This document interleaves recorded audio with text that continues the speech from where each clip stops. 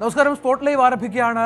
BJP നേതാവും നടനുമായ G കൃഷ്ണകുമാറിനെതിരെ തട്ടിക്കൊണ്ടുപോകലിന് കേസുണ്ടായത് ഇന്നാണ്. ഇതുമായി ബന്ധപ്പെട്ട് ഒരുപാട് അഭ്യൂഹങ്ങളും വാർത്തകളും പുറത്തു വരുന്നുണ്ട്. കൃഷ്ണകുമാറിൻ്റെ മകളുടെ സ്ഥാപനത്തിലെ വനിതാ ജീവനക്കാരുടെ പരാതിയിലാണ് കേസെടുത്തിരിക്കുന്നത്. മകൾ ദിയ കൃഷ്ണയും ഈ കേസിൽ പ്രതിയാണ്. അതേസമയം പണം തട്ടിയെടുത്തു എന്ന ജീവനക്കാർക്കെതിരെ നേരത്തെ കൃഷ്ണകുമാറും ദയയും പരാതി നൽകിയിരുന്നു. ഈ പരാതിയിൽ 3 ജീവനക്കാർക്കെതിരെ FIR-ഉം രജിസ്റ്റർ ചെയ്തിരുന്നു. കുടുംബത്തിനെതിരായ തട്ടിക്കൊണ്ടുപോകൽ കേസ് വ്യാജമെന്നാണ് കൃഷ്ണകുമാറും ദയയും മാധ്യമങ്ങളോട് പ്രതികരിച്ചത്. ഇവരുടെ സ്ഥാപനമുണ്ട് OC എന്ന് പറഞ്ഞ്, അത് ഒരു ജ്വല്ലറി ബിസിനസ്സാണ്. അപ്പോൾ അവിടെ വർക്ക് ചെയ്ത 3 കുട്ടികൾ അവിടെ വരുന്ന കസ്റ്റമേഴ്സിൽ നിന്ന് QR കോഡിൽ തിരിമറി നടത്തിയിട്ടാണ് ഈ സാമ്പത്തിക തട്ടിപ്പ് നടത്തിയിരിക്കുന്നത്. ഈ 3 കുട്ടികളും അതിൽ 2 പേര് കല്യാണം കഴിച്ചവരാണ്. അവരുടെ ഭർത്താക്കന്മാരുൾപ്പെടെ ഇവരുടെ ഫ്ളാറ്റിൽ വന്നിട്ട് ഞങ്ങൾ സെറ്റിൽമെന്റ് ഉണ്ടാക്കാമെന്ന് പറഞ്ഞ് വരുന്നു. അപ്പോൾ അവിടെ വന്നപ്പോൾ ചെറിയൊരു സംഖ്യയുമായിട്ടാണ് വന്നത്. അപ്പോൾ ഇവരിന്ന് സംസാരിച്ചു തുടങ്ങിയപ്പോൾ അവർ സമ്മതിച്ചു തുടങ്ങി, ദയവ് ഇതിനി റിപ്പോർട്ട് ചെയ്യരുത്, ഞങ്ങളുടെ കുടുംബത്തിന്റെ മാനം പോകും. അത് കഴിഞ്ഞ് അവർ ഈ ഓഫീസിലേക്കാണ് വരുന്നത്. ഇവിടെ വന്നപ്പോഴത്തേക്ക് നമ്മൾ സംസാരം ഒന്ന് കടുപ്പിച്ചപ്പോഴത്തേക്കാണ് ഞങ്ങൾ ഇതിനിടയ്ക്ക് ബാങ്ക് വഴി അന്വേഷിച്ചപ്പോഴത്തേക്ക് 69 ലക്ഷം രൂപയാണ് ഇവർ QR കോഡ്, അതായത് ബാങ്ക് രേഖകളിലൂടെ ഇവർ തട്ടിയിരിക്കുന്നത്. അപ്പൊ ഇവര് കുറെ കഴിഞ്ഞ് ആദ്യം സമ്മതിച്ചില്ല, പിന്നീട് ഇവർ സമ്മതിച്ചു തുടങ്ങി. അപ്പൊ ഇവർ പറഞ്ഞു ഞങ്ങൾക്ക് കുറച്ച് സമയം തരണം. അപ്പൊ ഇതിനിടയ്ക്ക് ഇവിടെ ഒരു കുട്ടിയുടെ ഭർത്താവ് ഇവിടെ നിന്ന് പുറത്തുപോയി ഒരു 3 മണിക്കൂറിനകത്ത് തിരിച്ചു വരുന്നു. 8,82,000 രൂപ ക്യാഷ് ആയിട്ട് കൊണ്ടിരുന്നു. അന്ന് രാത്രിയോ എൻ്റെ അടുത്ത ദിവസം രാത്രിയോ മകളെ വിളിച്ചിട്ട് ഭീഷണിപ്പെടുത്തുന്നു, ഞങ്ങൾക്ക് ഇതിനകത്ത് ഒരു പൈസ തരാൻ, ഇനി ഞങ്ങളെ മേലിൽ വിളിക്കരുത്, വിളിച്ചാൽ അങ്ങനെ ചെയ്യും ഇങ്ങനെ ചെയ്യും. ശ്രീ സ്റ്റുവർട്ട് ഗീലർ, ഇവിടുത്തെ അസിസ്റ്റന്റ് കമ്മീഷണറാണ്, അദ്ദേഹത്തിനെ പോയി കണ്ട് ഞങ്ങൾ പരാതി കൊടുക്കുന്നു. ഞങ്ങൾ ഈ പരാതി കൊടുത്തതിന് അടുത്ത ദിവസം ഈ തട്ടിപ്പ് നടത്തിയ കുട്ടികൾ അവരവിടെ വന്നൊരു പരാതി കൊടുക്കുന്നു. ഞങ്ങൾ അവരെ എവിടെന്നോ ഒരു അജ്ഞാത സംഘത്തിലേക്ക് തട്ടിക്കൊണ്ടുപോയി അവരെ കെട്ടിയിട്ട് ഇടിച്ച് അവരിൽ നിന്ന് പൈസ എടുത്തിരിക്കുന്നു. പോലീസ് സേന 99% നല്ലവരാണ്. പിന്നെ ചില പുഴുക്കുത്തുകളുണ്ടാവും. ഇതിൽ ഏതോ ഒരാളുടെ ഒരു കുബുദ്ധി ഇതിന്റെ പിന്നിൽ വർക്ക് ചെയ്യുന്നത്, ആരോ ഈ കുട്ടികളുടെ പുറകിലുണ്ട്. കാരണം ഈ കുട്ടികൾക്ക് ഇതിനുള്ള കപ്പാസിറ്റി ഉള്ള കുട്ടികളല്ല. ആ സ്റ്റേഷന്റെ ചാർജ് എന്ന് പറയുന്നത് അവിടുത്തെ CA ആണ്. CA നിങ്ങൾക്ക് എല്ലാവർക്കും അറിയാം. അപ്പൊ അദ്ദേഹം ആയിരിക്കാം, നമുക്ക് നേരിട്ട് കാണുന്നില്ലല്ലോ. ഞാൻ പോയ ദിവസവും ഒട്ടും സുഖകരമല്ലാത്ത ഭാഷയും ശരീരഭാഷയുമാണ് പുള്ളി സ്വീകരിച്ചത്. പക്ഷെ അന്ന് തന്നെ ഒരു വൈരാഗ്യ ബുദ്ധിയോടുകൂടി സംസാരിക്കുകയൊക്കെ കാണുന്നുണ്ട്. ഓഫീസിൽ പോകാൻ പറ്റുന്നില്ല എന്നുള്ളൊരു വിവരം ഞാൻ ഇവരെയാണ് വിളിച്ച് ഏറ്റവും കൂടുതൽ അറിയിച്ചുകൊണ്ടിരുന്നത്. എനിക്ക് ഇന്ന് വയ്യ, ഞാൻ ഹോസ്പിറ്റലിലാണ്, നിങ്ങളെ വിശ്വസിച്ചെല്ലാം ഏൽപ്പിക്കുകയാണ്, ഇന്ന് എത്ര രൂപ വന്നു എന്നുള്ളതെല്ലാം എനിക്ക് ഈവനിങ് ആകുമ്പോൾ നിങ്ങൾ പറഞ്ഞാൽ മതി എന്ന് പറഞ്ഞാണ് ഞാൻ പോകുന്നത്. എനിക്ക് പൈസ പോയതിനേക്കാൾ വിശ്വാസവഞ്ചനയോടുകൂടെ അതിന്റെ വേദനയാണ് കൂടുതലുള്ളത്. ഒരു ത്രട്ടൻ ചെയ്യുന്ന പോലെ ഒരാളുടെ ഹസ്ബൻഡിനെ വിളിച്ച് സംസാരിച്ചു. നമ്മളിത് കേസ് കൊടുത്തു എന്നെന്തോ അറിഞ്ഞു എന്ന് പറഞ്ഞു. അപ്പൊ ഞാൻ പറഞ്ഞു നടപടി നമ്മൾ അതായിട്ട് തന്നെ പോവുകയാണെന്ന് പറഞ്ഞു. അപ്പൊ പുള്ളി പറഞ്ഞു ഇല്ല, പറ്റത്തില്ല, ഒരു പേപ്പറിൽ മര്യാദയ്ക്ക് എഴുതി തരണം, ഇല്ലാന്നുണ്ടെങ്കിൽ നമ്മൾ ഒരു പൈസയും തിരിച്ചു തരത്തില്ല എന്ന് പറഞ്ഞു എന്നെ ത്രട്ടൻ ചെയ്തു. അതാണ് കൃഷ്ണകുമാറിൻ്റെയും മകൾ ദിയയുടെയും പ്രതികരണം. ഏതായാലും ദിയ നടത്തുന്ന ഒരു സ്ഥാപനവുമായി ബന്ധപ്പെട്ട തർക്കങ്ങൾ, അതിൽ സാമ്പത്തിക തട്ടിപ്പുകളൊക്കെയാണ് ഇപ്പോൾ പുറത്തു വരുന്നത്. സാമ്പത്തിക തട്ടിപ്പിൻ്റെ തെളിവുകൾ കൃഷ്ണകുമാറും ദിയയും പുറത്തുവിടുകയും ചെയ്തു. അതിൻ്റെ വിശദാംശങ്ങൾ അവർ പങ്കുവെക്കുകയും ചെയ്തു.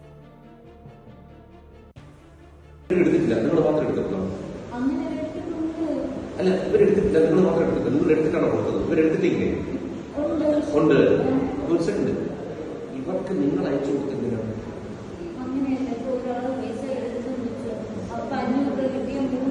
അതല്ല അവിടെ എടുത്ത പൈസ ഇരിക്കട്ടെ, പിന്നെ നോക്കണം.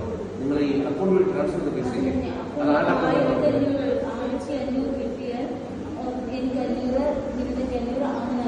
ശരി. നിങ്ങൾക്ക് ഏകദേശം ധാരണയില്ല, 3 ലക്ഷം വരെ ഓർമ്മയുള്ളൂ. ഒരു 10-15 ലക്ഷം എടുത്തിട്ടുണ്ടെങ്കിലോ റെക്കോർഡ് വന്നിരിക്കുന്നത് സംസാരിക്കായിരിക്കും. വന്നാലെത്തി കണക്ക് പ്രകാരം വന്നാൽ നിന്നെത്തി.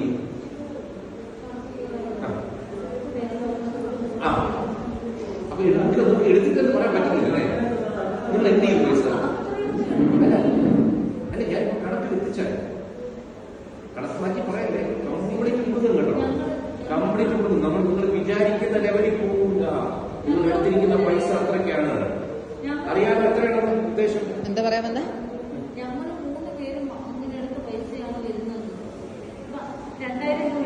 അത് മനസ്സിലായി.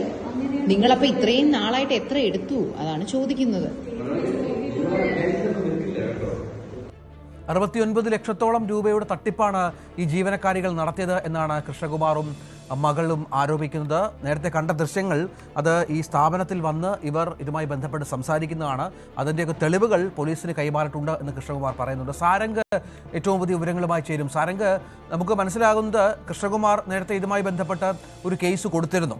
അതിൻ്റെ കൗണ്ടർ കേസായി പിന്നീട് പിറ്റേ ദിവസം ഇവർ നൽകുന്ന കേസിൻ്റെ വിശദാംശങ്ങളാണ് കൂടുതലായി പുറത്തു വരുന്നത്. നേരത്തെ ഈ സാമ്പത്തിക തട്ടിപ്പുമായി ബന്ധപ്പെട്ട് കൃഷ്ണകുമാറും മകളും പോലീസിനെ ബോധ്യപ്പെടുത്തിയ എന്തൊക്കെ കാര്യങ്ങളാണ്?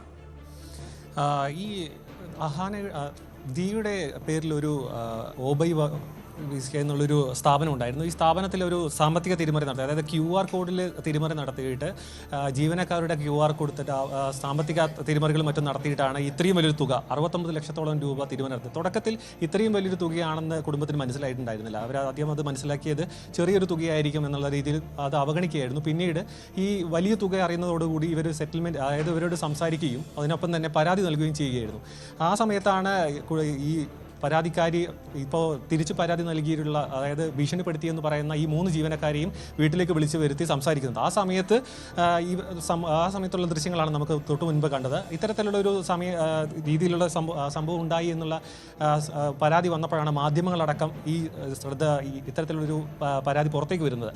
ഈ സംഭവം ഉണ്ടാകുന്നത് എങ്ങനെയാണെന്ന് വെച്ചാൽ, ഈ 3 ജീവനക്കാരും മുൻപ് തന്നെ മാസങ്ങളോളമായി ഈ QR തട്ടിപ്പിലൂടെ ലക്ഷങ്ങൾ തിരിമറി നടത്തുന്നു. അത് ജി കൃഷ്ണകുമാറിൻ്റെ കുടുംബം കണ്ടെത്തുന്നു. അത് പരാതി നൽകുന്നു, കന്റോൺമെന്റ് SIക്ക് പരാതി നൽകുന്നു. അങ്ങനെ പരാതിക്ക് ഒരു കൗണ്ടർ പരാതി എന്ന രീതിയിലാണ് ഈ 3 ജീവനക്കാരും കൂടി തന്നെ വീട്ടിലേക്ക് വിളിച്ച് വരുത്തി ഭീഷണിപ്പെടുത്തി, അതേപോലെ തന്നെ സ്ത്രീത്വത്തെ അപമാനിച്ചു എന്ന രീതിയിലുള്ള പരാതി നൽകുന്നത്. അങ്ങനെ ഒരു കൗണ്ടർ പരാതി പുറത്തു വന്നതോടുകൂടിയാണ് ഈ മാധ്യമങ്ങൾക്ക് ഈ മാധ്യമ ശ്രദ്ധ നേടുന്നതും. ഇത്തരത്തിലുള്ള ഒരു വലിയൊരു പരാതി, അതായത് ജാമ്യമില്ലാ വകുപ്പ് അടക്കം ചേർത്താണ് ജി കൃഷ്ണകുമാറിനും ഒപ്പം തന്നെ ദിയക്കുമെതിരെ പരാതി, അതായത് ഇത്തരത്തിലുള്ള ഒരു കേസ് എടുത്തിട്ടുള്ളത്. കേസ് എടുത്തതിൽ തന്നെ വലിയൊരു ദുരൂഹത നിലനിൽക്കുന്നുണ്ട്. കാരണം കോടതി അവധിയാണ്. ഇത്തരത്തിൽ പെരുന്നാളും മറ്റ് ഈ രീതിയിലുള്ള അവധിയുള്ള സമയത്താണ് ഈ കേസ് രജിസ്റ്റർ ചെയ്തത്. കോടതിയെ സമീപിക്കാൻ പോലും കഴിയാത്ത രീതിയിൽ ഉള്ളൊരു തരത്തിലാണ് കേസ് എടുത്തതെന്നുള്ള ആരോപണമുണ്ട്. ഒപ്പം തന്നെ കേസുമായി ബന്ധപ്പെട്ട് ഈ CIയുടെ അടുത്തേക്ക് ചെന്ന സമയത്ത് പോലീസിൻ്റെ ഭാഗത്തു നിന്ന് വളരെ മോശപ്പെട്ട ഒരു പെരുമാറ്റം ഉണ്ടായി എന്നും കൃഷ്ണകുമാർ നമ്മളൊപ്പം പങ്കുവച്ചിട്ടുണ്ട്. ഇതിൽ വലിയൊരു തുക, അതായത് 69 ലക്ഷത്തോളം രൂപ തിരിമറി നടത്തിയതിൽ ഇവർ ഉടൻ തന്നെ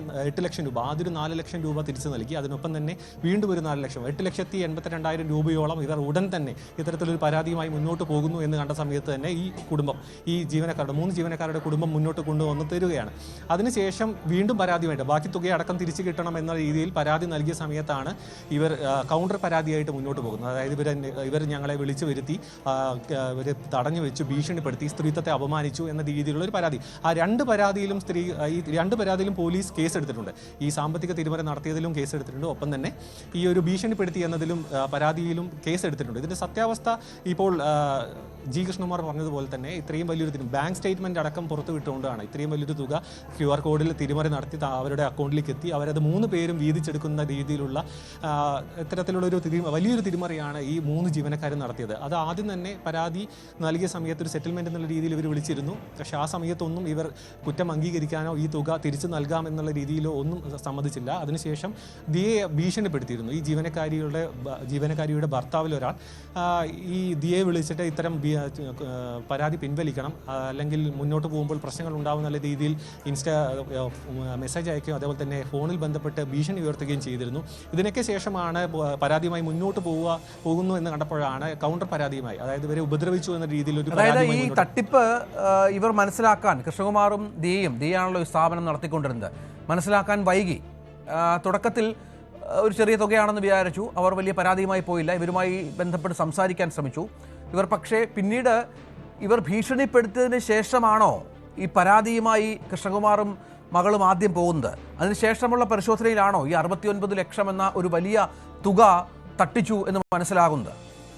ഇതിലെ ദുരൂഹതകൾ മറന്നേക്ക് പുറത്തു വരുന്നത് ഇവരുടെ ജി കൃഷ്ണകുമാറിൻ്റെ കുടുംബ സുഹൃത്ത് ഈ കടയിലെത്തി സാധനങ്ങൾ വാങ്ങുകയും അവിടെയുള്ള QR കോഡിൽ പണം അയക്കുന്ന സമയത്ത് QR കോഡ് സ്കാൻ ചെയ്യുമ്പോൾ ഈ സ്ഥാപനത്തിൻ്റെ പേരിന് പകരം അവിടെ നിൽക്കുന്ന സ്റ്റാഫിൻ്റെ പേരിലേക്കുള്ള ഒരു അക്കൗണ്ടിലേക്ക് പണം പോകുന്നു എന്ന് ഈ കുടുംബത്തെ അറിയിക്കുന്നു. അത്തരത്തിൽ ആ കാര്യത്തിൽ ഒരു വിശദീകരണം അന്വേഷിച്ചപ്പോഴാണ്, ദിയ അന്വേഷിച്ച സമയത്താണ് അതിൽ ജീവനക്കാരുടെ ഭാഗത്തു നിന്നും കൃത്യമായൊരു മറുപടി ലഭിക്കാത്തതിനെ തുടർന്ന് ഒരു അന്വേഷണം നടത്തുകയാണ്.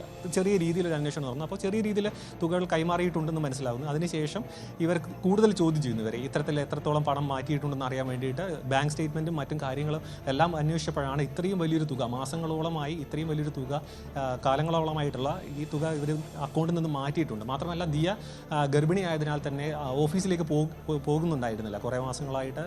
അപ്പോൾ ആ സമയത്ത് ഓഫീസിൽ ആളില്ലാത്തത് കൊണ്ട് തന്നെ ഇവർക്ക് തിരിമറി നടത്താൻ കുറച്ചുകൂടി എളുപ്പമായിരുന്നു. പിന്നീട് അതിനുശേഷം ഓഡിറ്റർ നടത്തിയ ഒരു അന്വേഷണവും തുടർന്ന് ഈ ഒരു പരാതിയുടെ അടിസ്ഥാനത്തിൽ കുടുംബം നടത്തിയ ഒരു അന്വേഷണവുമാണ് ഇത്രയും വലിയൊരു തിരിമറിയാണ്, സാമ്പത്തിക തിരിമറിയാണ് ഇവിടെ നടന്നിട്ടുള്ളത് എന്ന് മനസ്സിലാക്കാൻ കഴിഞ്ഞത്. ഇതിന് ശേഷം ഇപ്പോൾ കുറച്ച് ദൃശ്യങ്ങൾ പുറത്തുവിട്ടിട്ടുണ്ടല്ലോ സാരംഗ്, കൃഷ്ണകുമാറും കുടുംബവും. അതിൽ പറഞ്ഞിരിക്കുന്നത് ഇവർ നിരവാധികം സമ്മതിക്കുന്നുണ്ട് എന്നാണ് തോന്നുന്നത് അല്ലേ, ഈ പണം തട്ടിപ്പ് നടത്തി എന്നുള്ള കാര്യം? അതെ, ഇവർ മാപ്പപേക്ഷിച്ചുകൊണ്ട് പണം മുഴുവൻ തിരികെ നൽകാമെന്ന രീതിയിലൊക്കെ വന്ന് സംസാരിച്ചു എന്നാണ് കുടുംബം പറയുന്നത്. ആ സമയത്ത് എടുത്ത വീഡിയോകളാണ് നമ്മളിപ്പോൾ ദൃശ്യങ്ങളിൽ കണ്ടത്. അതായത് പരാതിയുമായി മുന്നോട്ട് പോകരുത്, നാണക്കേടാണ്, ആ രീതിയിൽ. അപ്പോൾ കൃത്യമായി മുന്നോട്ട് പോകുമെന്ന് പറഞ്ഞ സമയത്താണ് ഒരു തുക 8 ലക്ഷത്തോളം രൂപ 2 ഘട്ടത്തിലായി ഉടൻ തന്നെ എത്തിച്ചു കൊടുക്കുന്നത്. അതിനുശേഷവും ഇത്രയും വലിയ തുകയാണ്, പരാതിയുമായി മുന്നോട്ട് പോകും എന്ന് പറഞ്ഞപ്പോഴാണ് ഇവർ കൗണ്ടർ പരാതിയുമായിട്ട് മുന്നോട്ട് വന്നത്. ആദ്യം തന്നെ ഇവർ കന്റോൺമെന്റ് SIക്ക് പരാതി നൽകി. അതിനുശേഷം പരാതിയുടെ കാര്യം ഈ ജീവനക്കാർ അറിഞ്ഞ സമയത്ത് ഇവരുമായി ബന്ധപ്പെടുകയും ഒരു സെറ്റിൽമെന്റിന് തയ്യാറാകുന്ന രീതിയിൽ വീട്ടിലേക്ക് വിളിച്ചു വരുത്തി അതിനുശേഷം വീട്ടിലിരുന്ന് സംസാരിക്കുന്നതിനിടയിലുള്ള ദൃശ്യങ്ങളാണ് നമ്മൾ കണ്ടത്. അതിലൊരു തീരുമാനമാവാതെ പരാതിയുമായി മുന്നോട്ട് പോകാനാണ് തീരുമാനം എന്നറിഞ്ഞപ്പോൾ കുടുങ്ങുമെന്നായ സമയത്താണ് ഈ ജീവനക്കാർ മറ്റൊരു പരാതിയുമായി, കൗണ്ടർ പരാതിയുമായി മുന്നോട്ട് വരുന്നത്. അതായത് ഇവരിങ്ങനെ ഉപദ്രവിച്ചു, ഭീഷണിപ്പെടുത്തി, ഒപ്പം തന്നെ സ്ത്രീത്വത്തെ അപമാനിച്ചു എന്നുള്ള രീതിയിലൊക്കെ പരാതി വരുന്നത്. ആ പരാതിയിലും പോലീസ് കേസെടുത്തിട്ടുണ്ടെന്നാണ്. ജാമ്യമില്ലാ വകുപ്പുകൾ പ്രകാരമാണ് ഇപ്പോൾ പോലീസ് കൃഷ്ണകുമാറിനെയും ദിയക്കുമെതിരെ കേസെടുത്തിരിക്കുന്നത്.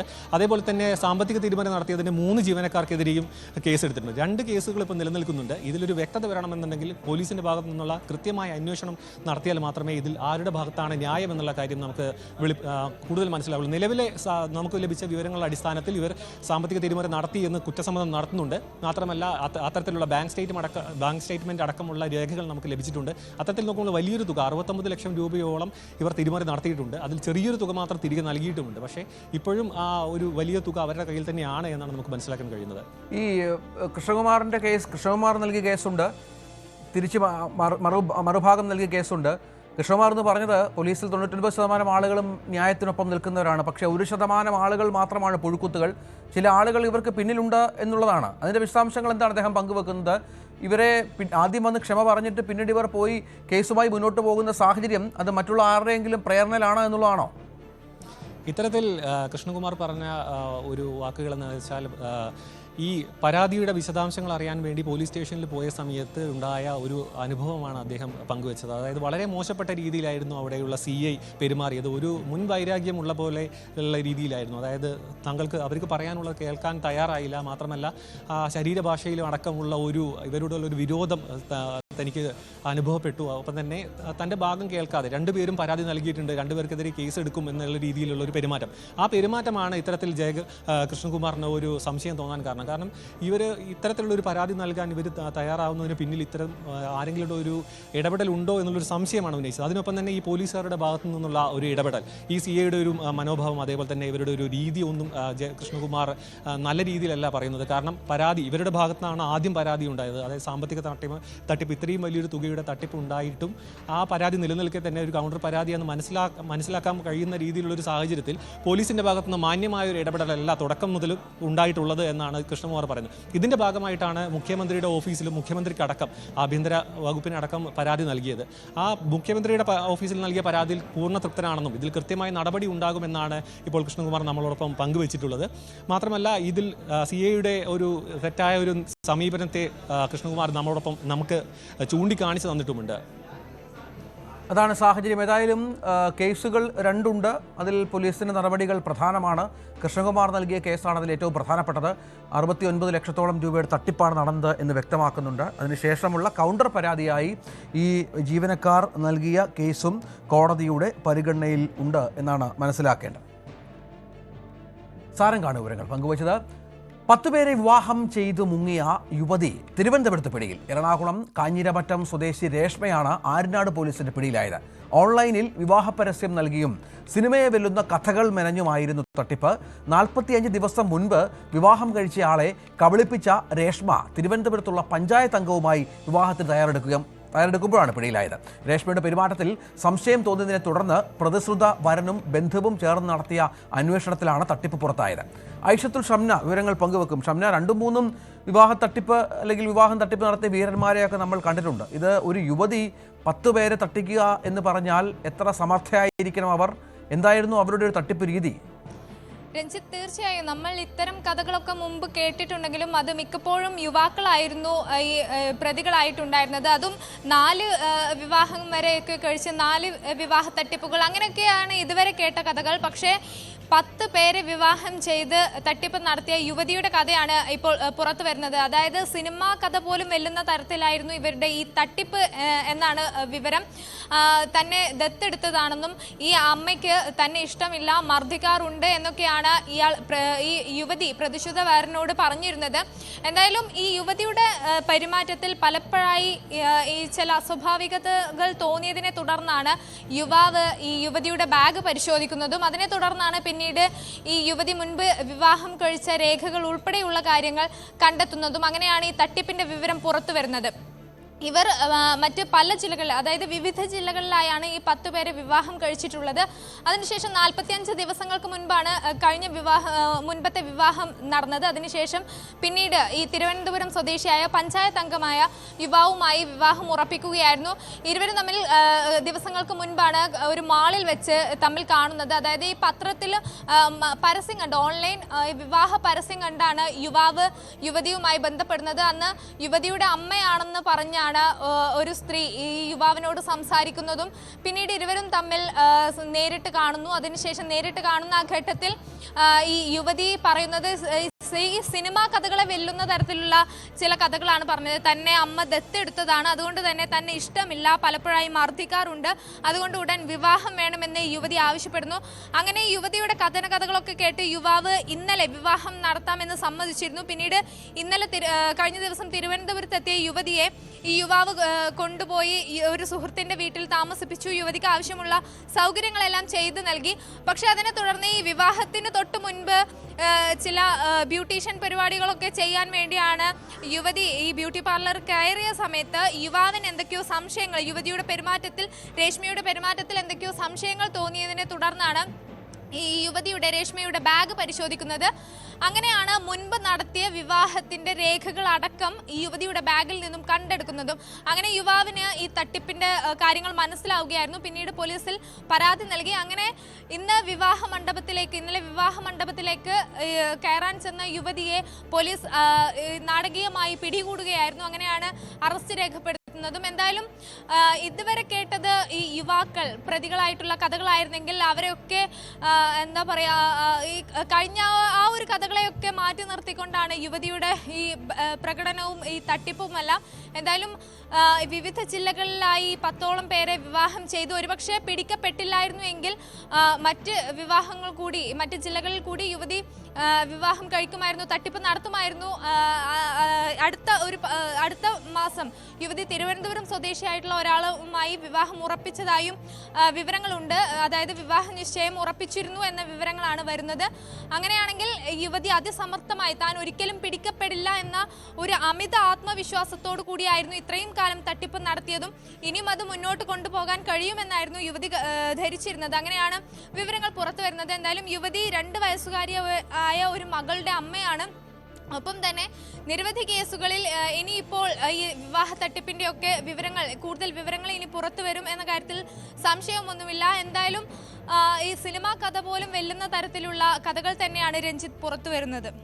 ഈ തട്ടിപ്പ് നേരത്തെ ഷംന പറഞ്ഞതുപോലെ ഇയാൾക്ക് സംശയം തോന്നി പരിശോധിച്ചില്ലായിരുന്നുവെങ്കിൽ ഇനിയും തട്ടിപ്പുകൾ നടത്തിയേനെ. കാരണം ഈ 10ഓളം ആളുകൾ ഇതുവരെ അറിഞ്ഞിട്ടില്ല എന്നുള്ളതാണോ? ഈ ഏറ്റവും ഇപ്പോൾ വിവാഹം നടക്കാൻ പോകുന്ന ഈ പഞ്ചായത്ത് അംഗം മാത്രമാണോ പരാതി നൽകിയിരിക്കുന്നത്? ഇതിനു മുൻപുള്ള ഇവർ തട്ടിപ്പ് നടത്തിയ ആളുകളൊന്നും ഇതുവരെ പരാതിയുമായി രംഗത്ത് വന്നിട്ടില്ല എന്നുള്ളതാണോ?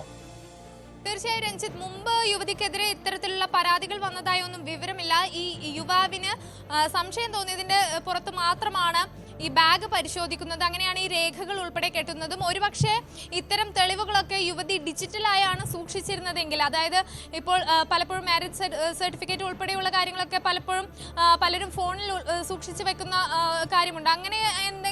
അങ്ങനെയുള്ള ഡിജിറ്റൽ തെളിവുകളായിരുന്നുവെങ്കിൽ ഒരുപക്ഷെ ഈ യുവാവിന് കണ്ടെത്താൻ കഴിയില്ലായിരുന്നു എന്നതും എടുത്തു പറയണം. കാരണം യുവതി ബ്യൂട്ടി പാർലറിന് അകത്തേക്ക് കയറിയ സമയത്ത് ഈ ബാഗ് പുറത്തുണ്ടായിരുന്നു. അങ്ങനെയാണ് ബാഗ് പരിശോധിക്കുന്നതും.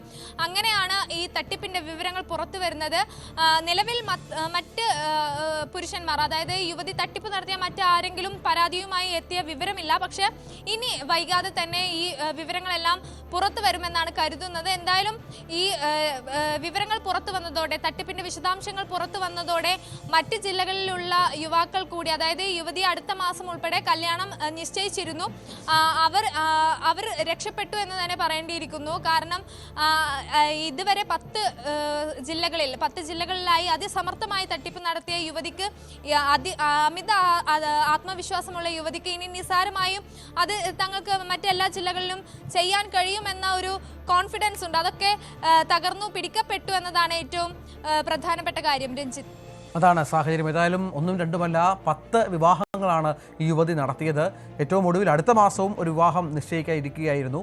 ഏറ്റവും ഒടുവിൽ നടന്ന ഈ സംഭവം ഈ പഞ്ചായത്ത് അംഗമായ പുതിയ വരൻ കണ്ടെത്തുകയും പോലീസിൽ വിവരം അറിയിക്കുകയും ചെയ്തുകൊണ്ട് മാത്രം ഇനിയുള്ള കുറേ പുരുഷന്മാർ രക്ഷപ്പെട്ടു എന്നുള്ളതാണ്.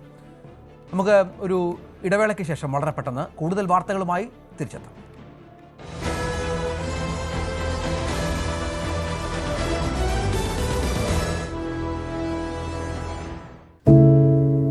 ഒരു മാധ്യമ പ്രവർത്തക എന്ന നിലയ്ക്ക് ഇപ്പോൾ ഏറ്റവും കൂടുതൽ കൈകാര്യം ചെയ്യേണ്ടി വരുന്നത് ലഹരിയുമായി ബന്ധപ്പെട്ട വാർത്തകളാണ്.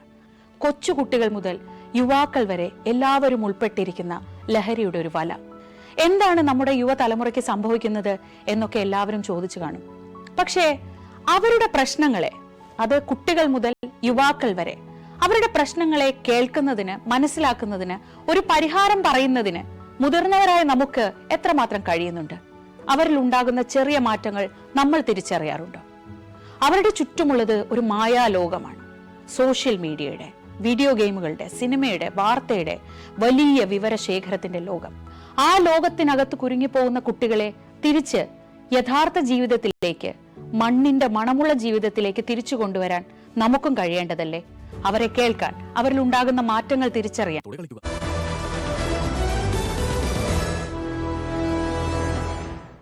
ഇടുക്കി അടിമാലിയിൽ അർബുദ രോഗിയായ വയോധികയെ കെട്ടിയിട്ട് കവർച്ച നടത്തിയ സംഭവത്തിൽ അന്വേഷണം ശക്തമാക്കി പോലീസ്. അടിമാലി വിവേകാനന്ദ നഗർ സ്വദേശി കളരിക്കൽ ഉഷ സന്തോഷിനെയാണ് കഴിഞ്ഞ ദിവസം കെട്ടിയിട്ട് വായിൽ തുണി തിരികിയ ശേഷം പണം കവർന്നത്. നാട്ടുകാർ ചികിത്സാ സഹായമായി നൽകിയ 16,500 രൂപയാണ് നഷ്ടമായത്. ഇടുക്കി ഡിവൈഎസ്പിയുടെ നേതൃത്വത്തിൽ 10 സംഘമാണ് കേസ് അന്വേഷിക്കുന്നത്. വീട്ടിൽ നിന്ന് കിട്ടിയ വിലടയാളത്തിന്റെ അടിസ്ഥാനത്തിലാണ് അന്വേഷണം പുരോഗമിക്കുന്നതെന്ന് പോലീസ് അറിയിച്ചു. സ്റ്റാലിൻ വിവരങ്ങൾ പങ്കുവെക്കും. സ്റ്റാലിന് എന്താണ് സംഭവിച്ചത്?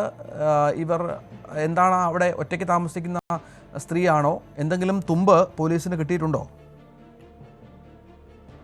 രഞ്ജിത്തെ, ഈ സംഭവം നടക്കുന്നത് വ്യാഴാഴ്ച പുലർച്ചെയാണ്. വ്യാഴാഴ്ച രാവിലെയാണ് ക്യാൻസർ രോഗിയായ, അടിമാലി സ്വദേശി ക്യാൻസർ രോഗിയായ വിവേകാനന്ദ നഗരത്തിൽ താമസിക്കുന്ന കളരിക്കൽ ഉഷ സന്തോഷ് എന്ന് പറയുന്ന ക്യാൻസർ രോഗിയായ സ്ത്രീ തനിച്ച് വീട്ടിലുണ്ടായിരുന്ന സമയത്താണ് മോഷണം നടക്കുന്നത്. ഏതായാലും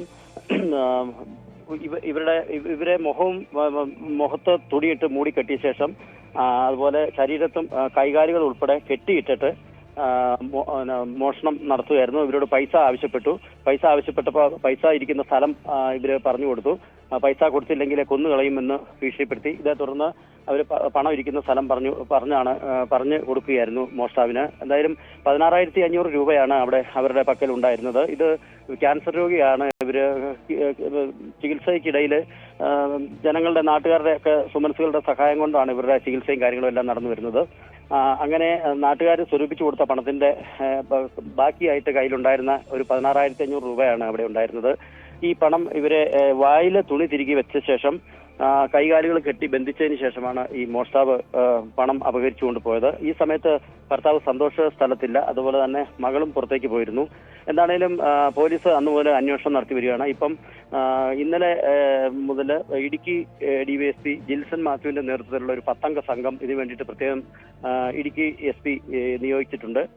അടിമാലി CIയും അതുപോലെ തന്നെ കഞ്ഞിക്കുഴി CI ഉൾപ്പെടെയുള്ള ഉന്നത സംഘമാണ് ഇതിലുള്ളത്. എന്നാലും അവര് CCTV ദൃശ്യങ്ങൾ ഉൾപ്പെടെയുള്ള സമീപത്തെ 1-2 പരിസരങ്ങളിലുള്ള 1-2 CCTV ദൃശ്യങ്ങളൊക്കെ പരിശോധിച്ച് വരുന്നു. അതിനെ സംബന്ധിച്ച് അങ്ങനെ അടിമാലി ടൗണിൽ ഉൾപ്പെടെ CCTV ദൃശ്യങ്ങൾ പരിശോധിച്ചാണ് ഇപ്പോൾ അന്വേഷണം നടക്കുന്നത്. എന്താണെങ്കിലും പോലീസിന് ചില സൂചനകൾ ലഭിച്ചിട്ടുണ്ട്. നമുക്ക് ഏറ്റവും അറിയാൻ കുറച്ച് സമയം മുൻപ് തന്നെ നമ്മൾ പോലീസുമായി ബന്ധപ്പെട്ടിരുന്നു. അന്നേരം അറിയാൻ കഴിഞ്ഞ വിവരം ഏതായാലും അവരുടെ ഒരു നിരീക്ഷണത്തിലെ ഒരാളുണ്ട്. മിക്കവാറും ആ ആളെ ഒരു വൈകിട്ടോ അല്ലെങ്കിൽ രാത്രിയിൽ തന്നെ ചിലപ്പോൾ കസ്റ്റഡിയിൽ എടുക്കാൻ ഒരു സാധ്യതയൊക്കെ കാണുന്നുണ്ട്. എന്തായാലും അവർ പോലീസ് വിവരങ്ങൾ കൂടുതൽ പുറത്തുവിട്ടിട്ടില്ല. എന്തായാലും ഏതായാലും ദിവസങ്ങൾക്കകം ഒരുപക്ഷെ ഇന്നോ നാളെയൊക്കെ ആയിട്ട് തന്നെ മോഷ്ടാവ് പിടിയിലാകും എന്നാണ് നമുക്ക് അറിയാൻ കഴിയുന്നത്. രഞ്ജിത്ത്, ഒരാൾ മാത്രമാണ് ഈ കൃത്യത്തിന് പിന്നിലെന്നാണോ പോലീസിന്റെ നിഗമനം? കൂടുതൽ ആളുകളുടെ പങ്കാളിത്തം അത്തരം കാര്യങ്ങൾ? രഞ്ജിത്തെ, പോലീസിന്റെ പ്രാഥമിക നിഗമനത്തിൽ ഒരാൾ മാത്രം എന്നുള്ളതാണ്. കാരണം ഈ പിന്നെ ഉഷ സന്തോഷിന്റെ സംസാരത്തിൽ നിന്നും അവരുടെ മൊഴി അടിസ്ഥാനത്തിലും ഒരാൾ മാത്രമുള്ളതായിട്ടാണ് അവർക്ക് മനസ്സിലായത്. ഇവരുടെ തല ഉൾപ്പെടെ മൂടിക്കെട്ടിരുന്നുകൊണ്ട് ആളെ കാണാൻ കഴിഞ്ഞില്ല. എങ്കിലും ഒരാളുടെ ഒരു പെരുമാറ്റമാണ് ആ വീട്ടിലുണ്ടായത് എന്നാണ് അന്നത്തെ ദിവസത്തിൽ ഇവർക്ക് മനസ്സിലാകുന്നത്. എന്നാലും ആ പ്രദേശത്ത് മുൻപും ചില മോഷണ ശ്രമങ്ങൾ നടന്നതായിട്ടൊക്കെ ആളുകളും വിവേകാനന്ദ നഗറിലുള്ള മറ്റ് ആളുകളുമൊക്കെ പോലീസിനോട് അറിയിച്ചിട്ടുണ്ട്. എന്തായാലും അന്ന് ഒരാൾ മാത്രം ഉണ്ടായിരുന്നതായിട്ടാണ് ഇവർക്ക് മനസ്സിലായിട്ടുള്ളത്. ഏതായാലും ഒരാളെ ഉദ്ദേശിച്ചാണ് ഇപ്പൊ കേന്ദ്രീകരിച്ചാണ് ഇപ്പം അന്വേഷണം നടക്കുന്നത്. അത് കൂടുതൽ ആളുകൾ ഉണ്ടോ എന്നുള്ളതും ഇനി ഏതെങ്കിലും പിടിയിൽ ആയതിനു ശേഷം മാത്രമായിരിക്കും നമുക്ക് വ്യക്തമാക്കാൻ കഴിയുക. എന്താണേലും ഊർജിതമായ അന്വേഷണം നടക്കുന്നുണ്ട്. പോലീസ് അന്ന് മുതൽ തന്നെ ഈ കാര്യത്തിൽ വളരെ ഊർജിതമായ അന്വേഷണം അടിമാലി പോലീസും ഇന്നലെ മുതൽ ഇടുക്കി DSP ജിൽസൺ മാത്യുവിന്റെ നേതൃത്വത്തിലുള്ള പ്രത്യേക സംഘവും ഇപ്പം അന്വേഷണം ആരംഭിച്ചിട്ടുണ്ട്. ഏതായാലും പോലീസ് അന്വേഷണം ഊർജിതമാണ്. 10 അംഗ സംഘം ഈ വിഷയത്തിൽ അന്വേഷണം നടത്തുന്നുണ്ട് എന്നാണ് നമുക്ക് ലഭിക്കുന്ന വിവരം. ഇത്രയും വേഗം മോഷ്ടാവിനെ പിടികൂടും എന്നുള്ള പ്രതീക്ഷയിലാണ് നാട്ടുകാർ ഉള്ളത്. തിരുവനന്തപുരം നേമത്ത് 4ാം ക്ലാസ്സുകാരിയുടെ മരണത്തിൽ ദുരൂഹത തുടരുന്നു. 9 വയസ്സ് മാത്രം പ്രായമുള്ള കുട്ടിക്ക് ഫാനിന് മുകളിൽ എങ്ങനെ കുരുക്കിടാൻ കഴിയുമെന്നതാണ് പോലീസിനെ കുഴക്കുന്നത്. നേമം ശാന്തിവിള ശ്യാംലാൽ ലേഖ ദമ്പതികളുടെ മകളെയാണ് കഴിഞ്ഞ ദിവസം വീടിനുള്ളിൽ തൂങ്ങി മരിച്ച നിലയിൽ കണ്ടെത്തിയത്. ഡാൻ കുര്യൻ വിവരങ്ങൾ പങ്കുവെക്കുന്നു. ഡാന്, പോലീസിനെ സംബന്ധിച്ചിടത്തോളം ഒരുപാട് സംശയങ്ങൾ ഉണ്ടായിട്ടുള്ള ഒരു കേസാണ്. എന്തൊക്കെയാണ് ദുരൂഹതകളായി പോലീസ് കാണുന്നത്? രഞ്ജിത്ത്, ഇങ്ങനെയൊരു ഈ 9 വയസ്സ് മാത്രം പ്രായമുള്ള ഒരു കുഞ്ഞിനെ എങ്ങനെ കട്ടിലിൻ്റെ മുകളിൽ കയറി നിന്നിട്ട് ഫാനിന് മുകളിലേക്ക് ഇങ്ങനെ ഉറപ്പിച്ച് ഈ കുരുക്കിടാൻ കഴിയും എന്നതാണ് പ്രധാനപ്പെട്ട ഒരു സംശയം. അതോടൊപ്പം തന്നെ മുട്ട പൊരിച്ച് തരണം എന്ന ആവശ്യം ഈ കുഞ്ഞ് അതിൻ്റെ മുത്തശ്ശിയോട് ആവശ്യപ്പെടുന്നു. അങ്ങനെ മുത്തശ്ശി ഈ മുട്ട പൊരിക്കുന്നതിന് വേണ്ടി അടുക്കളയിലേക്ക് പോകുന്നു. തിരികെ വരുന്ന സമയം കൊണ്ട് ഈ ഒരു കൃത്യം നടന്നിരിക്കുകയാണ്. അവിടെയാണ് ഏറ്റവും വലിയൊരു സംശയം ഉണരുന്നത്. അതായത് ഇത്രയധികം കുറഞ്ഞ സമയം കൊണ്ട് ഇങ്ങനെ ഒരു കൊച്ചുകുട്ടിക്ക് എങ്ങനെ ഈ ഫാനിന് മുകളിൽ കുരുക്കിടാൻ കഴിയും, അങ്ങനെ കുരുക്കിട്ട് ആ കുരുക്ക് മുറുക്കാൻ എങ്ങനെ കഴിയും, ഇതൊക്കെയാണ് പോലീസിനെ സംബന്ധിച്ച് ആശങ്കയുളവാക്കുന്ന ഒരു കാര്യം. അതുകൊണ്ട് തന്നെയാണ് അത്തരത്തിലുള്ള ഒരു സംശയങ്ങൾ പോലീസ് കൂടുതൽ പരിശോധനകൾക്ക് വേണ്ടി, അതായത് ഫോറൻസിക് വിദഗ്ധരും അതോടൊപ്പം തന്നെ വിരലടയാള വിദഗ്ധരുമൊക്കെ മുറിക്കുള്ളിലും അതിൻ്റെ പരിസരങ്ങളിലുമൊക്കെ പരിശോധന പൂർത്തിയാക്കിയിരുന്നു. ഇനി ഈ പോസ്റ്റ്മോർട്ടം റിപ്പോർട്ട് കൂടി ലഭിച്ചാൽ മാത്രമേ എന്താണ് ഇതിലേക്ക് നയിച്ച കാരണം എന്നതെ സംബന്ധിച്ച ഒരു വ്യക്തത പോലീസിന് കൈവരികയുള്ളൂ. നേമം പോലീസാണ് അതുമായി ബന്ധപ്പെട്ട അന്വേഷണം നടത്തുന്നത്. ഈ അഹല്യയുടെ സംസ്കാര ചടങ്ങുകൾ അല്പസമയത്തിനകം വീട്ടുവളപ്പിൽ തന്നെ നടക്കും.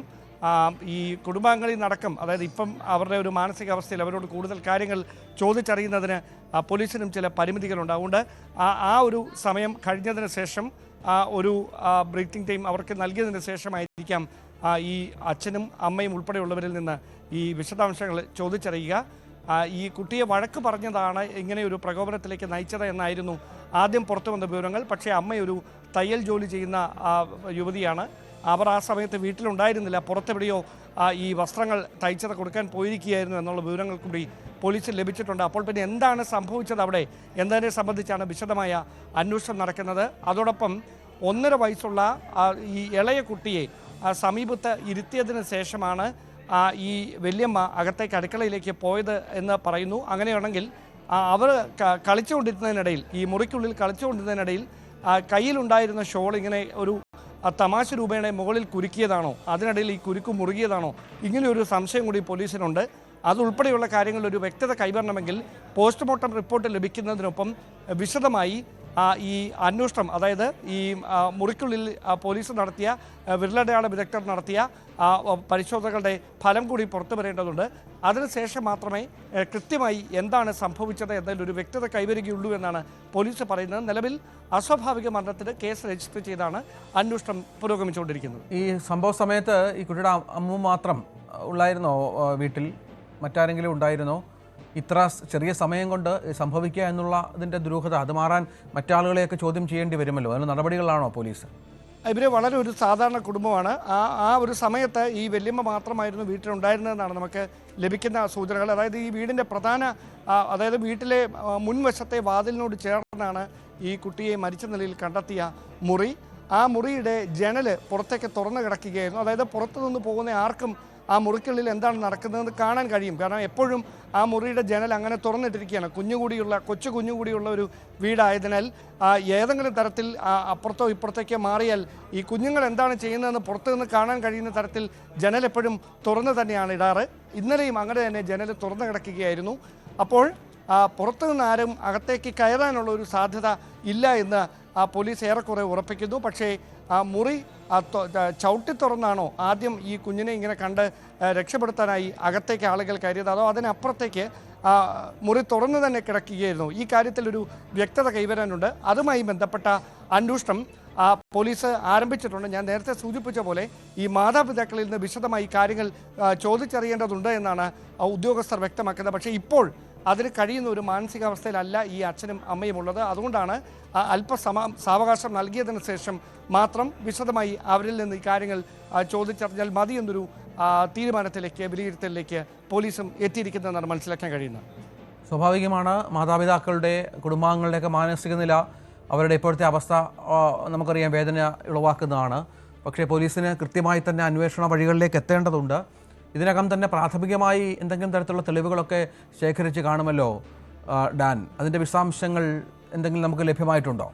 രഞ്ജിത്ത്, പ്രദേശവാസികളിൽ നിന്നടക്കം, അതായത് സമീപത്ത് താമസിക്കുന്ന ആളുകളിൽ നിന്നടക്കം ഇതുമായി ബന്ധപ്പെട്ട ഈ കുട്ടിയുമായി ബന്ധപ്പെട്ട വിശദാംശങ്ങളൊക്കെ പോലീസ് ശേഖരിക്കുന്നുണ്ടായിരുന്നു ഇന്നലെ. അയൽവാസികൾക്ക് സുപരിചിതയെന്ന്, അതായത് എപ്പോഴും അവരോട് സംസാരിച്ച് പുറത്തെപ്പോൾ ഇറങ്ങിയാലും പുഞ്ചിരിച്ചുകൊണ്ട് അടുത്ത് ഇടപഴകിയിരുന്ന ഒരു പ്രകൃതമായിരുന്നു ഈ അഹല്യയ്ക്ക്. അങ്ങനെ ഒരു അടുപ്പം സമീപത്തുള്ള എല്ലാവരോടും കാത്തു സൂക്ഷിക്കുന്നുണ്ടായിരുന്നു. മാത്രവുമല്ല, ഒരുമിച്ച് ഒരേ സ്കൂളിലേക്ക് പഠിക്കുന്ന മറ്റ് വിദ്യാർത്ഥികൾ അതിന് സമീപത്തൊക്കെയുണ്ട്. അവരൊക്കെയായി അതായത് ഈ സംഭവം ഉണ്ടാകുന്നതിന് തലേ ദിവസം വൈകുന്നേരവും ഈ അഹല്യയുമായി കാണുകയും സംസാരിക്കുകയും പുഞ്ചിരിക്കുകയും ഒക്കെ ചെയ്ത ആളുകൾ ഇന്നലെ നമ്മളോട് വേദനയോടെ ഈ കുഞ്ഞിന് എങ്ങനെ ഇത് സംഭവിച്ചു എന്ന ഒരു നൊമ്പരപ്പെടുത്തുന്ന ഓർമ്മകൾ പങ്കുവെക്കുന്നുണ്ടായിരുന്നു. അതോടൊപ്പം പഠനത്തിൽ സമർത്ഥയായിരുന്നു ഈ കുട്ടി. അവൾക്ക് ലഭിച്ച പഠനത്തിലെ മികവിനും പാഠ്യേതര വിഷയങ്ങളിലെ മികവിനുമൊക്കെ ലഭിച്ച ട്രോഫികൾ, പുരസ്കാരങ്ങളൊക്കെ ഈ വീടിൻ്റെ പ്രധാന വാതിലിനോട് ചേർന്ന് അവർ സൂക്ഷിച്ചു വെച്ചിട്ടുണ്ട്. അപ്പോൾ അങ്ങനെയൊരു കുട്ടി ഇങ്ങനെയൊരു കൃത്യത്തിന് വേണ്ടി തയ്യാറാകുമോ? അതായത് ഈ ചുരുങ്ങിയ സമയത്തിനുള്ളിൽ ഇങ്ങനെ ഒരു കൃത്യം നടന്നിരിക്കുന്നു എന്നതാണ് ഇതിൽ ഏറ്റവും ആശയക്കുഴപ്പം ഉണ്ടാക്കുന്ന കാര്യം. കാരണം ഞാൻ പറഞ്ഞ പോലെ ഈ മുട്ട പൊരിക്കാനായി അടുക്കളയിലേക്ക് പോകുകയാണ് എന്നാണ് ഈ മുത്തശ്ശി പറഞ്ഞിരിക്കുന്നത്. അതായത് അങ്ങനെ മുട്ട പൊരിച്ച് തിരിച്ചു വരുന്ന ഒരു 5-10 മിനിറ്റിനകത്ത് ഈ ഒരു കൊച്ചുകുട്ടിക്ക് എങ്ങനെ ഈ ഫാനിന് മുകളിൽ, സീലിങ്ങിലെ ഫാനിന് മുകളിൽ ഇങ്ങനെ ഇത്രയും കൃത്യമായി കുരുക്ക് ഉറപ്പിക്കാൻ കഴിയുമെന്നതാണ് ഏറ്റവും വലിയ സംശയം. അവിടെ ഈ കുരുക്ക് മുറിച്ച് ഈ കുട്ടിയെ ആശുപത്രിയിലേക്ക് കൊണ്ടുപോകാൻ ശ്രമിച്ച ആളുകളൊക്കെ പറഞ്ഞത് ഒരു കെട്ടായിരുന്നു. അത്തരത്തിൽ എങ്ങനെ ഒരു കൊച്ചിന് കെട്ടാൻ കഴിയുമെന്നതാണ് അതിലൊരു സംശയമെന്നാണ്. പക്ഷേ മറ്റ് തരത്തിലുള്ള അസ്വാഭാവികതകളിലേക്കൊന്നും സംശയങ്ങൾക്കൊന്നും ഇടവെക്കുന്ന തെളിവുകൾ ഇതുവരെ നടത്തിയ അന്വേഷണത്തിൽ വീട്ടിൽ നിന്ന് കണ്ടെത്താൻ കഴിഞ്ഞിട്ടില്ല എന്നാണ് പോലീസിൻ്റെ ഭാഗത്തു നിന്ന് ഏറ്റവും ഒടുവിൽ ലഭിക്കുന്ന സൂചനകൾ. പക്ഷേ ഇപ്പോഴും ഉള്ള ഈ സംശയങ്ങൾ ദൂരീകരിക്കുന്നതിന് വേണ്ടിയിട്ടുള്ള അന്വേഷണമാണ് നേമം പോലീസിൻ്റെ ഭാഗത്ത് നിന്ന് പുരോഗമിച്ചുകൊണ്ടിരിക്കുന്നത്. അതാണ് സാഹചര്യം. ഏതായാലും അമ്മ വഴക്ക് പറഞ്ഞതിന് കുട്ടി ജീവനൊടുക്കിയതാണോ അതോ അസ്വാഭാവികമായി എന്തെങ്കിലും സംഭവിച്ചിട്ടുണ്ടോ എന്ന കാര്യത്തിലൊക്കെ പോലീസിൻ്റെ അന്വേഷണം പുരോഗമിക്കുന്നുണ്ട്. ഒരുപാട് സംശയങ്ങൾ പോലീസിനുണ്ട്. ഏതായാലും അഹല്യ എന്ന 9 വയസ്സുകാരി മിടുക്കിയായിരുന്ന കുട്ടിക്കാണ് ഇത്തരത്തിൽ ജീവൻ നഷ്ടപ്പെട്ടിട്ടുള്ളത്. അതിൻ്റെ ദുരൂഹത നീക്കാനുള്ള ശ്രമത്തിലാണ് പോലീസുള്ളത്. തിരിച്ചു വരാം ഇടവേളയ്ക്ക് ശേഷം.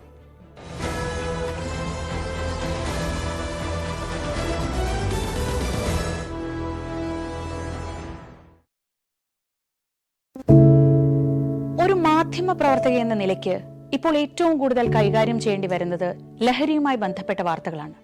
കൊച്ചുകുട്ടികൾ മുതൽ യുവാക്കൾ വരെ എല്ലാവരും ഉൾപ്പെട്ടിരിക്കുന്ന ലഹരിയുടെ ഒരു വല. എന്താണ് നമ്മുടെ യുവതലമുറയ്ക്ക് സംഭവിക്കുന്നത് എന്നൊക്കെ എല്ലാവരും ചോദിച്ചു കാണും. പക്ഷേ അവരുടെ പ്രശ്നങ്ങളെ, അത് കുട്ടികൾ മുതൽ യുവാക്കൾ വരെ, അവരുടെ പ്രശ്നങ്ങളെ കേൾക്കുന്നതിന്, മനസ്സിലാക്കുന്നതിന്, ഒരു പരിഹാരം പറയുന്നതിന് മുതിർന്നവരായ നമുക്ക് എത്രമാത്രം കഴിയുന്നുണ്ട്? അവരിൽ ഉണ്ടാകുന്ന ചെറിയ മാറ്റങ്ങൾ നമ്മൾ തിരിച്ചറിയാറുണ്ടോ? അവരുടെ ചുറ്റുമുള്ളത് ഒരു മായാലോകമാണ്. സോഷ്യൽ മീഡിയയുടെ, വീഡിയോ ഗെയിമുകളുടെ, സിനിമയുടെ, വാർത്തയുടെ വലിയ വിവരശേഖരത്തിന്റെ ലോകം. ആ ലോകത്തിനകത്ത് കുരുങ്ങിപ്പോകുന്ന കുട്ടികളെ തിരിച്ച് യഥാർത്ഥ ജീവിതത്തിലേക്ക്, മണ്ണിന്റെ മണമുള്ള ജീവിതത്തിലേക്ക് തിരിച്ചു കൊണ്ടുവരാൻ നമുക്കും കഴിയേണ്ടതല്ലേ? അവരെ കേൾക്കാൻ, അവരിൽ ഉണ്ടാകുന്ന മാറ്റങ്ങൾ തിരിച്ചറിയാൻ, അവരുടെ പ്രശ്നങ്ങൾക്ക് പരിഹാരം കാണാൻ നമുക്ക് മാത്രമേ കഴിയൂ. ചേർത്ത് പിടിക്കാം നമ്മുടെ കുട്ടികളെ. ലഹരിയുടെ വലയിൽ കുരുങ്ങാതെ അവരെ കാത്തുരക്ഷിക്കാം.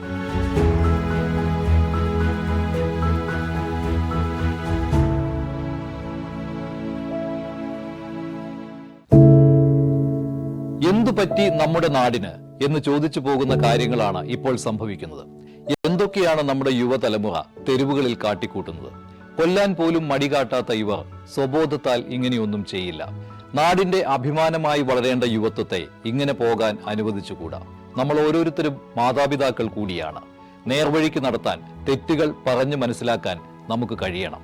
ഇപ്പോഴത്തെ അക്രമ സംഭവങ്ങളിൽ 99% ലഹരിയുടെ, പ്രത്യേകിച്ച് ഗുരുതരമായ ആരോഗ്യ പ്രശ്നങ്ങളിലേക്ക് കൊണ്ടുവന്നെത്തിക്കുന്ന ഡ്രഗ്സിന്റെ ഉപയോഗമുണ്ടെന്ന് മനസ്സിലാക്കിയിട്ടുണ്ട്. ഇത് നിസ്സാരമല്ല. കണ്ടില്ലെന്ന് നടിക്കാൻ ആർക്കുമാവില്ല. ജീവിതം ഒട്ടേറെ ബാക്കിയുണ്ടെന്ന് യുവത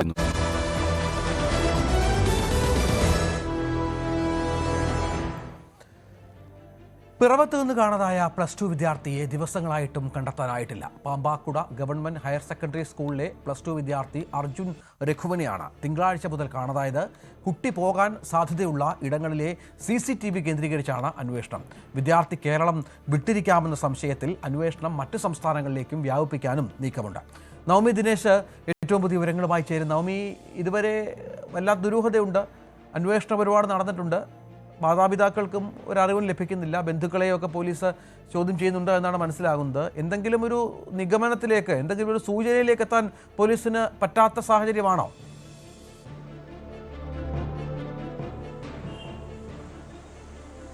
രഞ്ജിത്ത്, 7 ദിവസമാകുന്നു കുട്ടിയെ കാണാതായിട്ട്. തിങ്കളാഴ്ചയാണ് സ്കൂൾ തുറന്നപ്പോൾ സ്കൂളിലേക്ക് എന്ന പേരിൽ പോയത്. +2 വിദ്യാർത്ഥിയാണ്. ഇപ്പോൾ +2 പഠിക്കുകയാണ്.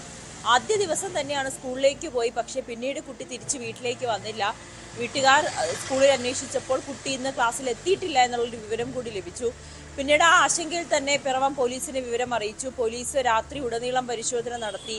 എവിടെയും കുട്ടിയെ കണ്ടെത്താൻ കഴിഞ്ഞില്ല. പിന്നീട് CCTV ദൃശ്യങ്ങൾ, കുട്ടി ഒരു ബസ്സിൽ കയറി പിറവത്തിന് ഒരു 5 കിലോമീറ്റർ അകലെ ഇറങ്ങി എന്ന കണ്ടക്ടറുടെ മൊഴിയുടെ അടിസ്ഥാനത്തിൽ ആ ഭാഗത്തുള്ള CCTV ദൃശ്യങ്ങൾ പരിശോധിച്ചപ്പോൾ സ്കൂൾ യൂണിഫോം മാറ്റി മറ്റൊരു ടീഷർട്ട് ഇട്ട് കുട്ടി പോകുന്നതിന്റെ CCTV ദൃശ്യങ്ങളും പോലീസിന് ലഭിക്കുകയും ചെയ്തു. ഇതിന്റെ അടിസ്ഥാനത്തിലുള്ള ഒരു അന്വേഷണം അത് ആ രീതിയിൽ പുരോഗമിക്കുകയാണ്. കുട്ടിക്ക് മറ്റ് സഹായങ്ങളൊന്നും തന്നെ ഇല്ലാതെ ഇത്രയും ദിവസം എങ്ങനെ മാറി നിൽക്കാൻ കഴിയുമെന്ന ആശങ്കയാണ് പോലീസും ഒപ്പം തന്നെ കുടുംബവും ഉയർത്തുന്നത്.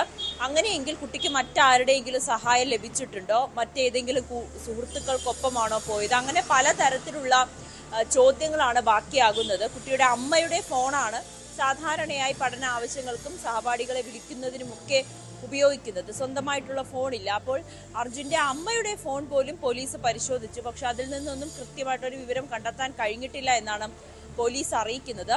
മറ്റു വഴികളും തേടുന്നുണ്ട്. കുട്ടിക്കിന് രഹസ്യമായി ഫോൺ ഉണ്ടായിരുന്നോ, അതും ഉപയോഗിച്ചായിരുന്നോ മറ്റ് പുറം ലോകത്ത് ആരെങ്കിലും ബന്ധപ്പെടുന്നത്?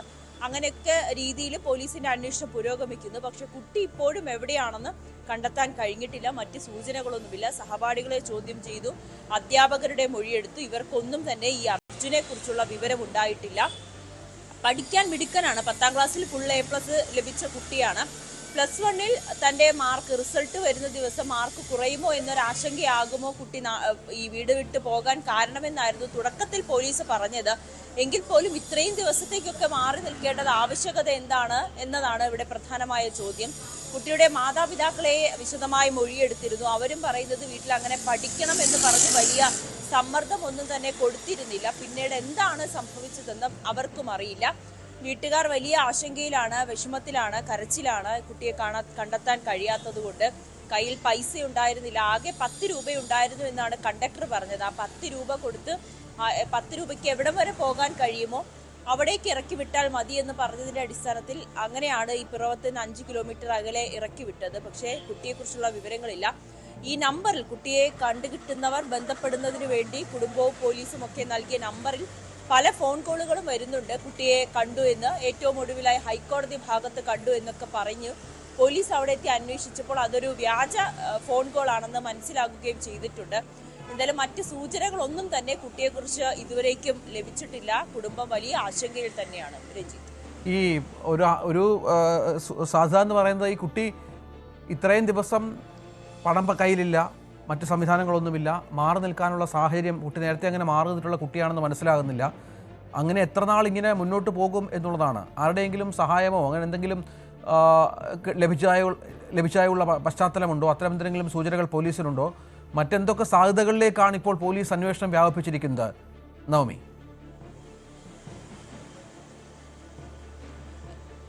രഞ്ജിത്ത്, പോലീസ് സംശയിക്കുന്നത് കുട്ടിക്ക് മറ്റാരുടെയോ സഹായം കിട്ടിയെന്നാണ്. കാരണം കയ്യിൽ കാശില്ലാതെ, ഫോണില്ലാതെ എങ്ങനെയാണ് കുട്ടിക്ക് +2 പഠിക്കുന്ന ഒരു വിദ്യാർത്ഥിക്ക് ഇത്രയും നാളും വീട് വിട്ട് നിൽക്കാൻ കഴിയുമെന്നതാണ് പോലീസ് സംശയിക്കുന്നത്. അതിനർത്ഥം കുട്ടി ഇങ്ങനെ സ്കൂളിൽ എന്ന് പറഞ്ഞ് കയ്യിൽ മറ്റൊരു ബാഗിൽ മറ്റൊരു ഡ്രസ്സും കരുതി ഒരിടത്ത് പോയി ഡ്രസ്സ് മാറി പോകണമെങ്കിൽ കുട്ടിക്ക് ചിലപ്പോൾ മറ്റാരുടെയെങ്കിലും സഹായം ലഭിച്ചിട്ടുണ്ടോ, അവരുടെ അടുത്തേക്കാണോ കുട്ടി പോയത് എന്ന സംശയത്തിലേക്ക് പോലീസ് എത്തി നിൽക്കുന്നുണ്ട്. പക്ഷെ അതൊന്നും സ്ഥിരീകരിക്കാറായിട്ടില്ല.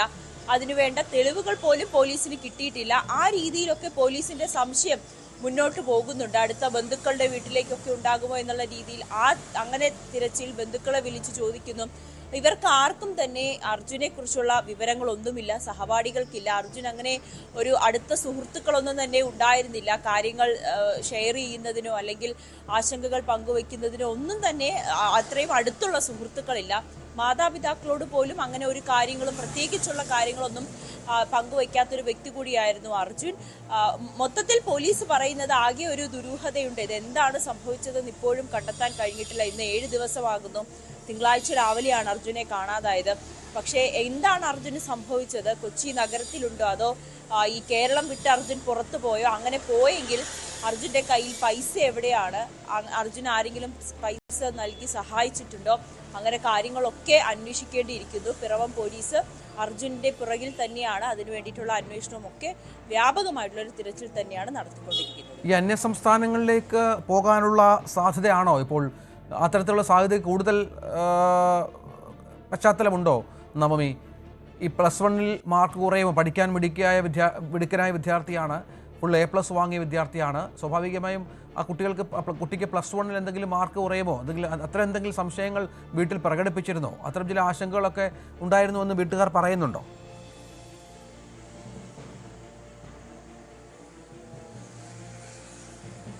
വീട്ടുകാർ പറയുന്നത് മറ്റ് ആശങ്കകളൊന്നും അല്ലെങ്കിൽ കാര്യങ്ങളൊന്നും പങ്കുവെക്കുന്ന ഒരു വ്യക്തി ആയിരുന്നില്ല അർജുൻ എന്നാണ്. അവൻ പഠിക്കുമായിരുന്നു, അടുത്ത സുഹൃത്തുക്കളില്ല.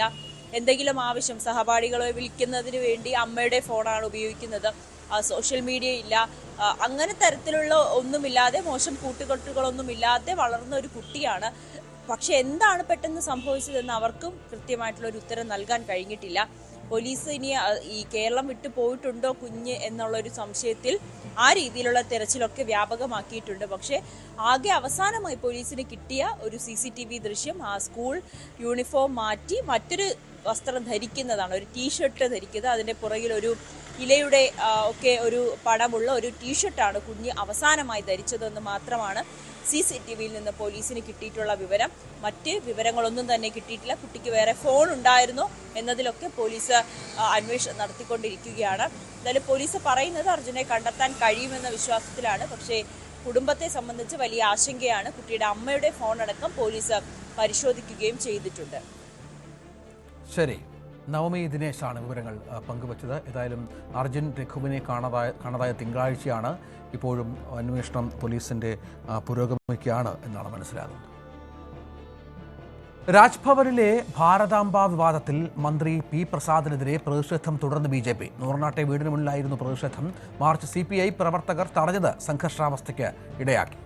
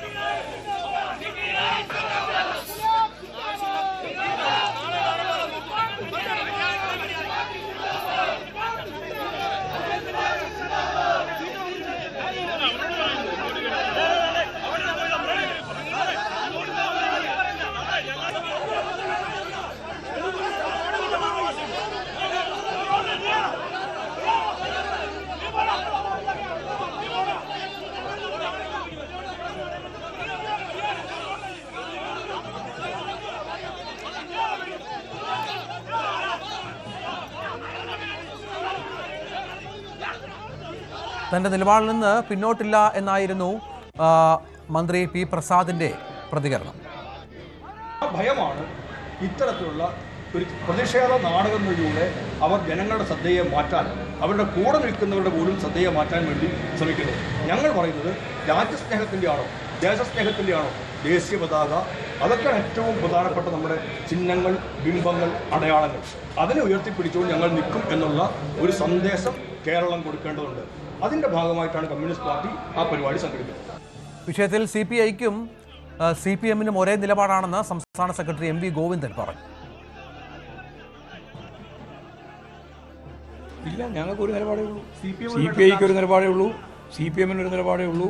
ഗവർണർമാരെ യഥാർത്ഥത്തിൽ പിൻവലിക്കേണ്ടതാണ് എന്നതാണ് ഞങ്ങളുടെ എല്ലാ നിലപാടും. ഞാൻ പറഞ്ഞ മനസ്സിലായില്ലേ? മുമ്പേ അത് ഇപ്പോഴല്ല മുമ്പേയുള്ള നിലപാടതാണ്. ഇനിയുള്ള നിലപാടും അത് തന്നെയാണ്. പ്രസാദ് എന്ന മന്ത്രിയെ അഭിനന്ദിച്ചുകൊണ്ട് ആ വാർത്ത വന്ന ഉടനെ പ്രതികരിച്ച ഒരാളാണ് ഞാൻ. വർഗീയവൽക്കരണത്തിൻ്റെ ഉപകരണമായിട്ട് ഗവർണർമാരെ ഉപയോഗിച്ചുകൊണ്ടിരിക്കുകയാണ് ഇടതുപക്ഷ ജനാധിപത്യ മുന്നണി ഭരിക്കുന്ന കേരളത്തിലായാലും അല്ലെങ്കിൽ BJP വിരുദ്ധ ഗവൺമെൻറ്റുകളുള്ള എല്ലാ സംസ്ഥാനങ്ങളും. രാജ്ഭവൻ ഒരു RSS കേന്ദ്രമാക്കി ഉപയോഗിച്ച് അത് ഞാൻ നേരത്തെ പറഞ്ഞ പോലെ വർഗീയവൽക്കരണത്തിൻ്റെ ഭാഗമാക്കി ഉപയോഗിക്കാൻ പാടില്ല. നൂറനാട്ടെ പ്രസാദിന്റെ വസതിയിലേക്കാണ് BJP പ്രവർത്തകർ മാർച്ച് നടത്തിയത്. തുടർന്ന് അവിടെ ഭാരതാംബയുടെ ചിത്രം വെച്ച് അവർ പൂജയൊക്കെ നടത്തി. ശരണ്യ, എന്താണ് സംഭവിച്ചത്? CPI പ്രവർത്തകരും അവിടെ തടിച്ചു കൂടിയിരുന്നു എന്നാണ് മനസ്സിലാക്കുന്നത്. രഞ്ജിത്ത്, 2 ദിവസങ്ങളായി മന്ത്രി പി പ്രസാദിന് എതിരെയുള്ള ആലപ്പുഴ ജില്ലയിലെ BJP പ്രവർത്തകരുടെ പ്രതിഷേധങ്ങൾ നടന്നു വരികയാണ്. ഇന്നലെ ചേർത്തലയിൽ അദ്ദേഹത്തിന്റെ ഔദ്യോഗിക വസതിയുടെ ഔദ്യോഗിക ഓഫീസിന്റെ ഭാഗമായിട്ടുള്ള ഇടങ്ങളിലായിരുന്നു പ്രതിഷേധം സംഘടിപ്പിച്ചിരുന്നതെങ്കിൽ ഇന്ന് അത് നൂറനാട്ടെ അദ്ദേഹത്തിന്റെ വസതിയുടെ മുന്നിലേക്ക് മാറ്റി എന്നുള്ളതാണ്. ഇന്ന് രാവിലെ BJPയുടെ ജില്ലാ നേതൃത്വത്തിന്റെ ആയിരുന്നു പ്രതിഷേധം സംഘടിപ്പിച്ചത്. സന്ദീപ് വചസ്പതി അടക്കമുള്ള ആളുകൾ പ്രസാദിന്റെ വീടിന്റെ മുന്നിലേക്ക് എത്തുകയും നൂറുകണക്കിന് പ്രവർത്തകർ BJP പ്രവർത്തകർ അവിടെ എത്തി ഭാരതാംബയുടെ ചിത്രം വെച്ചുകൊണ്ടുള്ള വിളക്ക് കത്തിച്ച് ഒരു പ്രതീകാത്മക പൂജ സംഘടിപ്പിക്കുകയും ചെയ്തു. എന്നാൽ ഇത്തരത്തിലൊരു പ്രതിഷേധം സംഘടിപ്പിക്കുന്നതിനായി BJP പ്രവർത്തകർ എത്തിയതോടെ അവിടെ CPI പ്രവർത്തകരും തടിച്ചുകൂടി. ഇത്തരത്തിൽ കൊടി ഏന്തിക്കൊണ്ടായിരുന്നു ഇരു പാർട്ടി പ്രവർത്തകരും പ്രസാദിന്റെ വീടിന് മുന്നിലായി തടിച്ചുകൂടിയത്. തുടർന്ന് വൻ പോലീസ് സന്നാഹം തന്നെ മന്ത്രിയുടെ വീടിന് മുന്നിൽ ഉണ്ടായിരുന്നു. ആദ്യഘട്ടത്തിൽ മുദ്രാവാക്യവുമായി BJP പ്രവർത്തകർ എത്തി. ഒപ്പം തന്നെ CPI പ്രവർത്തകർ കൂടി എത്തിയതോടെ സംഘർഷ സമാനമായ സാഹചര്യമുണ്ടായി. ഇവർ തമ്മിലുള്ള ഉന്തും തള്ളും ഉണ്ടാകുന്ന ഒരു സാഹചര്യമുണ്ടായി. പിന്നീട് നൂറുകണക്കിന് പോലീസുകാർ അവിടെ ഈ രാവിലെ ഈ പ്രതിഷേധത്തിന്റെ ഭാഗമായി തന്നെ അവിടെ എത്തിയിട്ടുണ്ടായിരുന്നു. അതുകൊണ്ട് തന്നെ പോലീസിന്റെ ഒരു ഇടപെടൽ ഉണ്ടായി എന്നുള്ളതാണ്. തുടർന്ന് പോലീസ് എത്തി അനുനയിപ്പിച്ചിട്ടാണ് കാര്യങ്ങൾ അവിടെ ഒരു ശാന്തമായ ഒരു അന്തരീക്ഷത്തിലേക്ക് എത്തിയത്. BJP പ്രവർത്തകർ പിന്നീട് മന്ത്രി പി പ്രസാദിന്റെ വീടിന്റെ മുന്നിലുള്ള റോഡിൽ വെച്ച് തന്നെ അത്തരത്തിൽ ആ ഒരു ചിത്രം വെക്കുകയും അവിടെ വിളക്ക് കൊളുത്തുകയും ചെയ്തു. ആ രീതിയിൽ മുദ്രാവാക്യം വിളിച്ചാണ് പിന്നീട് പ്രതിഷേധക്കാർ മടങ്ങിയത്. രഞ്ജിത്ത്, അതാണ് സംഭവിച്ചത്. ഏതായാലും BJP CPI പ്രവർത്തകർ തമ്മിൽ നേരിയ സംഘർഷമുണ്ടായി. പോലീസ് ഇടപെട്ടു. കാര്യങ്ങൾ ശാന്തമായി പര്യവസാനിച്ചു. ഇടവേളയ്ക്ക് ശേഷം തിരിച്ചു വരാം.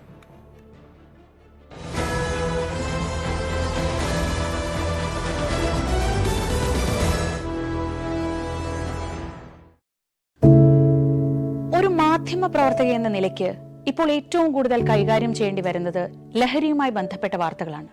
കൊച്ചുകുട്ടികൾ മുതൽ യുവാക്കൾ വരെ എല്ലാവരും ഉൾപ്പെട്ടിരിക്കുന്ന ലഹരിയുടെ ഒരു വല. എന്താണ് നമ്മുടെ യുവതലമുറയ്ക്ക് സംഭവിക്കുന്നത് എന്നൊക്കെ എല്ലാവരും ചോദിച്ചു കാണും. പക്ഷേ അവരുടെ പ്രശ്നങ്ങളെ, അത് കുട്ടികൾ മുതൽ യുവാക്കൾ വരെ, അവരുടെ പ്രശ്നങ്ങളെ കേൾക്കുന്നതിന്, മനസ്സിലാക്കുന്നതിന്, ഒരു പരിഹാരം പറയുന്നതിന് മുതിർന്നവരായ നമുക്ക് എത്രമാത്രം കഴിയുന്നുണ്ട്? അവരിൽ ഉണ്ടാകുന്ന ചെറിയ മാറ്റങ്ങൾ നമ്മൾ തിരിച്ചറിയാറുണ്ടോ? അവരുടെ ചുറ്റുമുള്ളത് ഒരു മായാലോകമാണ്.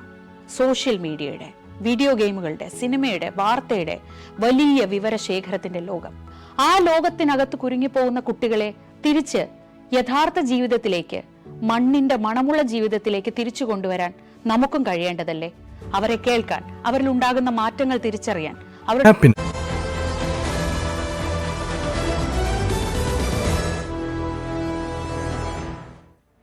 സ്പോട്ട് ലൈവ് തുടരുന്നു. കൊല്ലം ആര്യങ്കാവിൽ തൊഴിൽ തർക്കത്തിനിടെ വനവകുപ്പ് ഉദ്യോഗസ്ഥനും കൂപ്പ് മാനേജർക്കും യൂണിയൻ നേതാക്കളുടെ ക്രൂരമർദ്ദനം.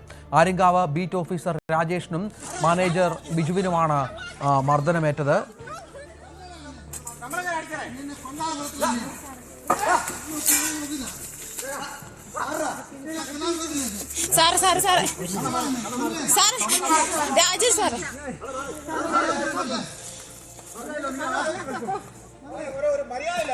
യൂണിയന്റെ പഞ്ചായത്ത് സമിതിയുടെ പ്രസിഡന്റാ. അവരെ കൈകാലം ചുടിക്കുമുണ്ടാ പറയുന്നത്.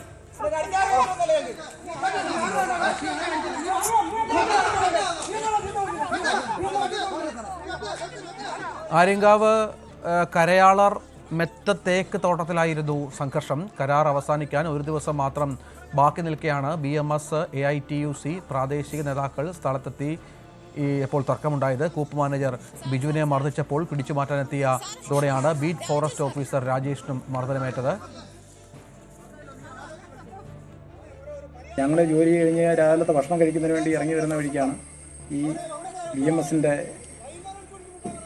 നേതാക്കന്മാർ, അവർ ഒരു ജസി കുമാറും സുരേഷ് കുമാറും, പിന്നെ സുരേഷ് കുമാറിനെ പൊടി എന്നും അറിയപ്പെടും, രസികുമാറിനെ കണ്ണനെന്ന ഇവിടെ അറിയപ്പെടുന്നത്. എന്നാൽ രണ്ടുപേരും കൂടെ വളരെ നീയാണോടാ ഇവിടെ ഒരു അസഭ്യം പറഞ്ഞുകൊണ്ട് നീയാണോടാ ഇവിടെ പണി നടത്തുന്ന സാറ് എന്ന് ചോദിച്ചുകൊണ്ട് തന്നെ ഇവിടെ എൻ്റെ കരുത്തിന് പിടിച്ച് തെള്ളി. ആ സമയത്ത് ഇത് കരുത്തിന് പിടിച്ച് കിടന്നത് ഈ കണ്ണനാണ്. അദ്ദേഹന് എന്നെ ഓടി വന്ന ആ സമയത്ത് തെള്ളുന്നുണ്ടായിരുന്നു നെഞ്ചത്ത്. അങ്ങനെ ഞാൻ പെട്ടെന്ന് അടി തെറ്റി വീഴുക. അപ്പം എൻ്റെ ഉള്ള സഹപ്രവർത്തകരും 2 സഹപ്രവർത്തകർ അവർ എന്നെ താങ്ങി എണീപ്പിക്കുകയാണ്. അപ്പോൾ ഇത് കണ്ടുകൊണ്ട് അവിടെ ഇറങ്ങി വന്ന ഈ കൂപ്പ് നടത്തുന്ന ബിജു യോഹന്നാൻ, അയാളെ വളരെ മൃഗീയമായിട്ട്, അതിൻ്റെ വീഡിയോ ഉണ്ട് കൊടുക്കുന്നുണ്ട്, അത് വളരെ മൃഗീയമായിട്ട് ഇവർ രണ്ടുപേരും കൂടെ ആക്രമിക്കുകയാണ്.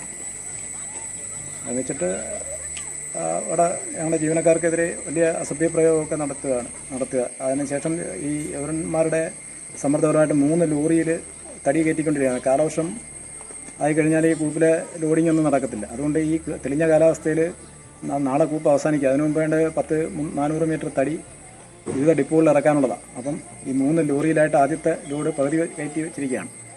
ഇവരുടെ ഭീഷണി ഉണ്ടായതുകൊണ്ട്, ജീവനിൽ ഭയം ഉണ്ടായതുകൊണ്ടും തൊഴിലാളികൾ പിന്നെ ലോഡ് കയറ്റാനും തയ്യാറായില്ല.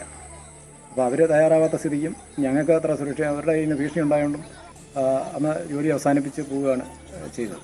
ഇതാണ് ശരിക്കും ഇന്നിവിടെ സംഭവിച്ച കാര്യം. പിന്നെ തുടർന്ന് എനിക്ക് ഈ കഴുത്തിന് നല്ലൊരു വേദന ഉണ്ടായിരുന്നു, വീണതിൻ്റെ ഒരു വേദനയും. അങ്ങനെ തൊട്ടടുത്തുള്ള PHC കടുതുരുട്ടിയിലാണ്, അവിടെ പോയി പ്രാഥമിക ചികിത്സ നേടി തെന്മല പോലീസ് സ്റ്റേഷനിൽ മേലുദ്യോഗസ്ഥർ മുഖേന പരാതി നൽകിയിട്ടുണ്ട്. RFO സനോജ് തെന്മല പോലീസിൽ പരാതി നൽകിയിട്ടുണ്ട്. മനോജ് വിവരങ്ങൾ പങ്കുവെക്കും. മനോജ്, പരാതി പോലീസിലുണ്ടെന്നാണ് മനസ്സിലാകുന്നത്. മറ്റു വിവരങ്ങൾ എന്തൊക്കെയാണ്? രഞ്ജിത്ത്, രാവിലെ ആര്യങ്കാവിൽ 10 മണിയോടുകൂടിയാണ് തൊഴിൽ തർക്കത്തെ തുടർന്ന് സംഘർഷം ഉണ്ടാകുന്നത്. തൊഴിൽ നടന്നുകൊണ്ടിരിക്കുന്ന കരയാളർ മെത്താപ്പ് മേഖലയിൽ BMSന്റെയും AITUCയുടെയും യൂണിയന്റെ പ്രാദേശിക നേതാക്കന്മാർ കടന്നു ചെല്ലുകയും വനം വകുപ്പ് ജീവനക്കാരനെയും കരാറുകാരുടെ മാനേജരെയും ക്രൂരമായി മർദ്ദിക്കുകയായിരുന്നു. ഈ മർദ്ദന ദൃശ്യങ്ങളാണ് നമുക്കിപ്പോൾ ലഭിച്ചിട്ടുള്ളത്. ആര്യങ്കാവ് ബീറ്റ് ഫോറസ്റ്റ് ഓഫീസർ രാജേഷിനും കരാറുകാരുടെ മാനേജർ ബിജുവിനുമാണ് മർദ്ദനമേൽക്കുന്നത്. ഇവിടെ നടന്നുകൊണ്ടിരുന്നത് 65 വർഷം പഴക്കമുള്ള തേക്ക് മരങ്ങൾ വെട്ടിയിറക്കുന്ന ജോലികളാണ് ഇവിടെ നടന്നുകൊണ്ടിരുന്നത്. മഴയായതുകൊണ്ട് തന്നെ വളരെ സമയബന്ധിതമായി ദ്രുതഗതിയിൽ നടക്കേണ്ട ജോലിയായിരുന്നു. ഈ ജോലിക്കാണ് ഇപ്പോൾ തടസ്സമുണ്ടാകുന്ന നിലയിൽ ഇവിടെ തർക്കവും കയ്യാങ്കളിയും ഇത് ആര്യങ്കാവ് കരയാളർ മെത്ത് 1964 തേക്ക് തോട്ടത്തിലായിരുന്നു ഈ സംഘർഷം. മർദ്ദനത്തിനിരയായ beat forest officer Rajesh manager Biju എന്നിവർ ചികിത്സ തേടിയിട്ടുണ്ട്. ഈ 400 മീറ്റർ തടിയാണ് ഇനി കയറ്റി അയക്കുവാനായി ഉണ്ടായിരുന്നത്. രാവിലെ 3 ലോറികളിലായി ലോഡിംഗ് നടന്നുകൊണ്ടിരിക്കുന്ന സമയത്താണ് യൂണിയൻ നേതാക്കന്മാർ ഇവിടെ എത്തി തടസ്സപ്പെടുത്തി സംഘർഷം ഉണ്ടാകുന്നത്. ഇതേ തുടർന്ന് ലോഡിംഗ് നിർത്തിവെച്ചിരിക്കുകയാണ്. സംഭവത്തിന്റെ പശ്ചാത്തലത്തിൽ വനംവകുപ്പ് ജീവനക്കാർ തെന്മല പോലീസിൽ പരാതി നൽകിയിട്ടുണ്ട്. വനിതാ ഫോറസ്റ്റ് ബീറ്റ് ഓഫീസർമാർക്ക് നേരെയും അസഭ്യം പറഞ്ഞതായും പരാതിയിൽ പറയുന്നു. തെന്മല പോലീസ് അന്വേഷണം ആരംഭിച്ചിട്ടുണ്ട്. രഞ്ജിത്ത്. ശരി, മനോജാണ് വിവരങ്ങൾ പങ്കുവച്ചത്. കൊല്ലം ആര്യങ്കാവിലാണ് ഈ സംഭവം ഉണ്ടായത്. സ്പോട്ട് ലൈവ് പൂർണ്ണമാവുകയാണ്. ഇനി ന്യൂസ് 3 കാണാം. അശ്വതി ചേരും.